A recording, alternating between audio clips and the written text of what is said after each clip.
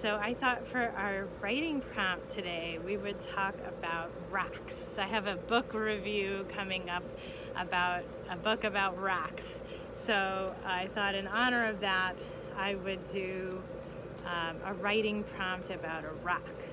So you can find any old rock near you, or I happen to have access to a wonderful rock collection. So I'm a bit lucky here, but you can certainly use any old rock. In fact, I encourage that because you can find the extraordinary in the very ordinary. So the more ordinary, the better.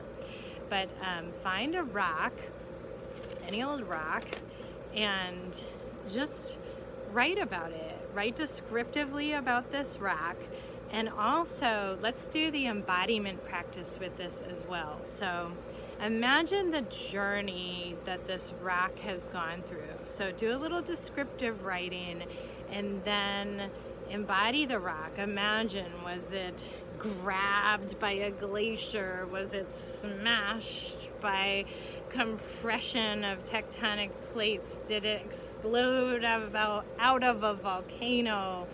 Did it get to be a conglomeration of sand and other particles over millions of years? Was it heated? Was it cooled? Was it compressed? Where did it go? What was the journey? So write about a rock and take a couple minutes, or as long as you need, a minimum of 2 minutes, but you can go for longer. Pause the video, come back, and I'll read you what I wrote, and then we'll do some sketching. Okay, so I selected this really beautiful, crazy blue rock. Wow. Trying to get it to focus in. I don't know if I can focus. You can see it's very small and very blue. Unusual, so it called out to me and I wrote a little bit about it. Tiny ice blue rock with silvery striations, feels very hard, but also has a smooth softness. How is that? Duality, hard and soft at once, a yin-yang rock.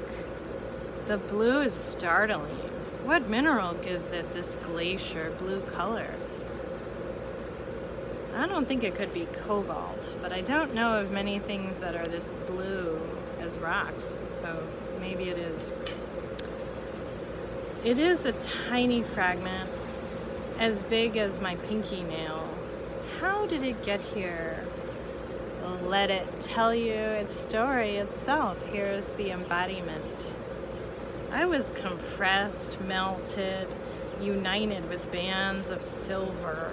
I was cut, dragged, made new 1,000 times, fragmented, fractured, split. My terrain shows my journey. I came from deep in the earth, a place full of minerals and salts. I developed over eons and eons before I rose to the surface as part of a glacial heave. This is just my imagination. Dragged and dragged until I became the only one of me amidst so many unfamiliar rocks. My blue marks me as different. I am far from home. So you can really come up with a story there. It's fun. I have a lot of different rocks here. I have this quartz. I have a geode. Wow. I mean, this is what I always dreamed of finding as a kid. A geode. See, it looks ordinary on the outside, but surprise, crystals within. How many millions of years did it take to get like that? I think this is actually amber. And then this one is like made of different things. It's very light. Feels almost like pumice. It's got some amber in there too. I don't know. I've got some fossils. So anyway, rocks are fun, and like I've said before, and I say on my book review, rocks are alive. So if you want to know more about rocks are alive, you can watch my book review. So for the sketch, let's sketch our rock. Just do a quick gesture or contour and get to know it. So what better way to get to know an object than to draw it? That's why nature sketching is so great. So I'm going to do a quick sketch of this guy. I'm going to blow it up, make it big. Woo! I'm going to blow it up and make it big, and let's see how I do this. You might want to draw it from a couple different angles. So let's go. Okay, so I'm going to draw this rock, and I'm going to blow it up. So here's like the basic shape of it. I can see the side of it a little bit here. Whoops. It's more like this.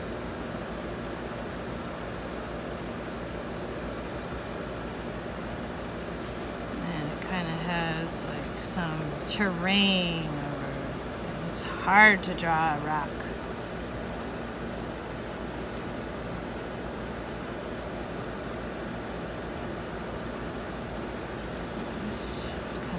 Shaded.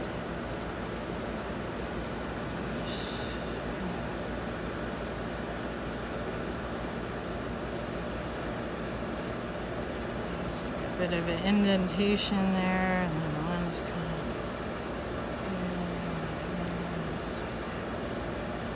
of comes to this point there, and this part kind of goes underneath. That's one view. And this, wow, like that's very flat right there. It's like a shoe. So I could draw it from many different angles. This is going to be interesting. Let's see. It moved! Oh no! Oh no, it keeps moving. We have to go with it. Is kind of very shoe and foot-like here. My drawing makes it look more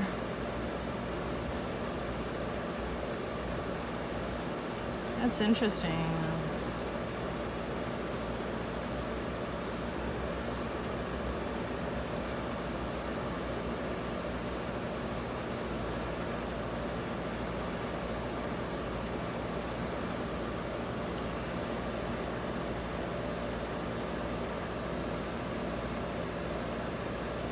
Draw one more angle of it. This.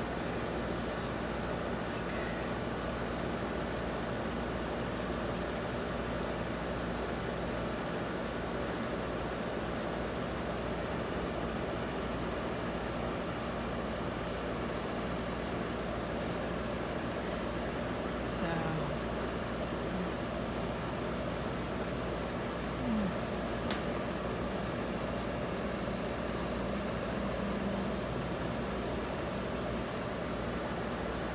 This feels like the bottom, but there is no, what is the top, what is the bottom, right?